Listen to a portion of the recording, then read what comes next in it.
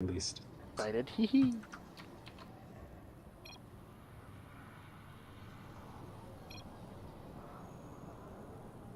In the top left part of the map, we have our orange Protoss player from Team Swanky. It is none other than Frieddirt. Swanky represent. And his opponent at the bottom right, the yellow Terran player. It is GhostGambit, the challenger this evening.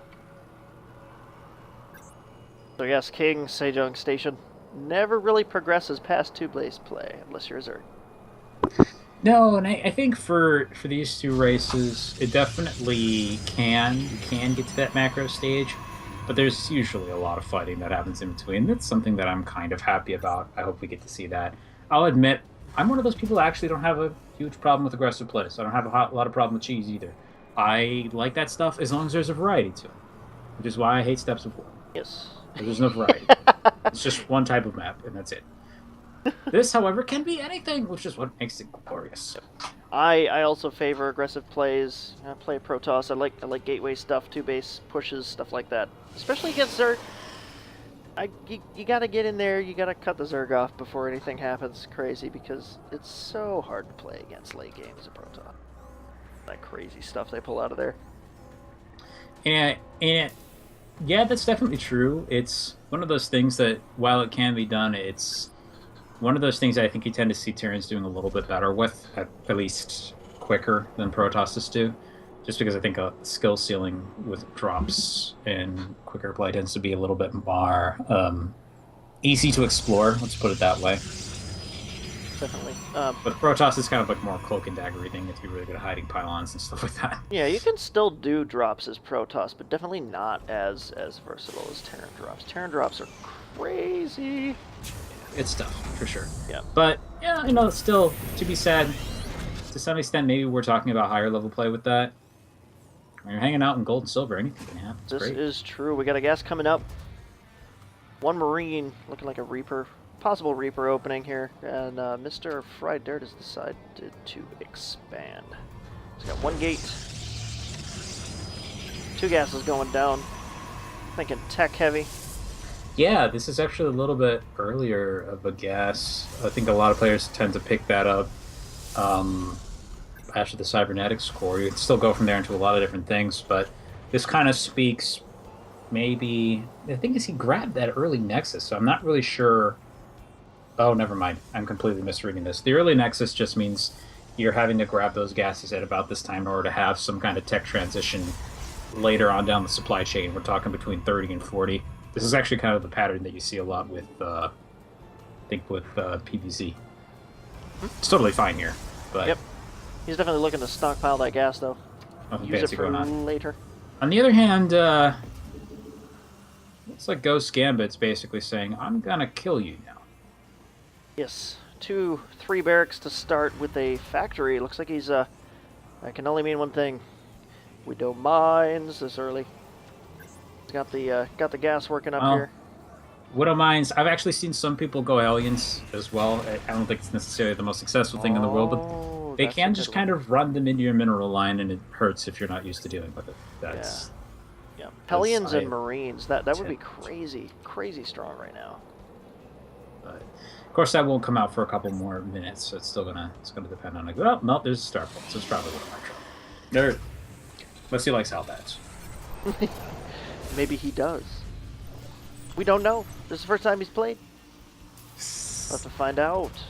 The Widow Mine drop, though, is something that has been extremely effective against Protoss, really over the past season, as well as the one before that. If you don't have really solid macro basics, this one hurts you, and it hurts a lot. So this is a pretty solid strategic choice from our Yellow Terran player. So we'll see how well Dirt can react to it. Yep, Dirt opening up pretty standard 3-gate Robo against a Terran. That's good. Leaves options for Immortals versus the armored units if he goes tanks. Got the anti-armor there. And if he so desires, the base Immortal if he really wanted to get daring against a Terran. But you never know. He's actually going to be needing that detection fairly soon. Is he just going to bluntly go for a drop? The more I look at it, there's so many Marines out. He's getting that tech, and he's getting the siege tank. Okay. He's got tech on the factory. So we called it way too fast. This is not a real mine drop at all, Maybe. I don't think. Oh, it could be a tank drop. Drops everywhere. I don't know if he's going to use a tank, but he, oh man, this is actually just a little odd looking at it. I think we're seeing one of those people that, sometimes when you haven't played for a while, you start going through one build and you kind of change your mind and do something else. I think that's what we're seeing here. This is possible. Because this is looking like two different ideas smashed together in a weird kind of chimera fashion. Yeah. A lot of Marines. A lot of stuff going on here. He's got a command center too. He wants that natural. Getting stim packs. So I guess, I don't know. He's got 2 medevacs here. This drop could actually be pretty brutal. Dirt doesn't have much back home. No, he does have an observer floating out over here, so if he doesn't move the drops soon, he's going to know about it long before it actually leaves. Yep, he may be content just to macro up as well. I mean, he's got reactors coming down on all of his barracks. Yeah, when I get at this, when I'm saying this, guys, I don't mean to criticize specifically Mr. Ghost on this. Anybody can do this. I've done this myself. Everybody's been in this position where you're like, no, I'm just not going to do it. I can't do this strategy either. For whatever reason, you just decide to do something else. So a little bit of still, it doesn't really look that bad. It unfortunately does put Dirt a little bit ahead for our Terran player. I mean, that he did go for what would probably be shaped to be more of an aggressive opening, but he didn't come out with the actual aggression. Result of that, slower expansion. He's a little bit behind in supply. Nothing a good old supply block can't help, though. And it looks like our Protoss player is heading straight for one, and in fact, he has now reached it. So see how long it takes from the notice. Yep. Terran's going to get a quick second to catch up here. He's got 20 supply ahead of what he's got, so... Well, now, essentially what this does is it changes the supply count by about 10 in most cases, if they notice right away. If he doesn't notice right away, the difference gets larger and larger and larger. Yep. Oh, see that? There we go. Terran player's starting to catch up a little bit. That's supply. No surprise there. Ooh. Dirt still hasn't realized it. He's making new gateways, and now he's trying to warp, and he's like, shoot. Yeah. And there's we need additional pylons. So I'm like, okay, fine, executive pylons. Stop. He was about to drop a robotics bay, but unfortunately, I think he realized there's something more important going on here that he needs to take care of. Thermal lance now. And no Colossus for him yet. There we go. Supply cap jumping. So, as a result of this, you can see now that the supply counts are essentially equal, and they will probably remain this way so long as another supply block doesn't occur for either player. Right, but unfortunately now these Colossus are going to be a little late. GhostGambit has a little bit of window here. He's going to push in with his bio units. If he makes it across the map in time, just the timing on this thing. Timing. Could be. There's that word again. Yep. It actually could be pretty deadly. It's legit this time. This is actually interesting. This is one of those things where you have to wonder how used to kiting the player actually is, and that may seem like a weird thing to say, but some players will just focus so hard on production that they won't do any micro at all. And this is the kind of army from the Protoss that might actually be able to kill him if he doesn't. If he uses any kind of micro... Oh, well, there's the Colossus. There's no range on it. Well, range is about to finish. Never mind, range will probably be here. He's moving forward.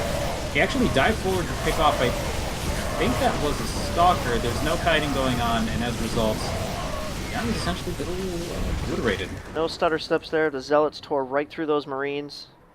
And looks like we're going to have a counterattack here from Dirt. He's got a substantial force. Pushing a little bit more in the army supply than Mr. GhostGambit, but GhostGambit does have a chance. He's got the high ground. He's got a bunker on the way. He's got a good handful of units here. So as long as he can play this right, Dirt's setting up a reinforcing pylon at the front. He does have a couple Vikings on. I think part of this is how long that Colossus survives. The damage that it will apply will be enough to slowly erode the army regardless. The couple siege tanks, though, will help out a dramatic amount here. Kind of does the opposite effect for the Protoss player. Yeah, he can't get in there.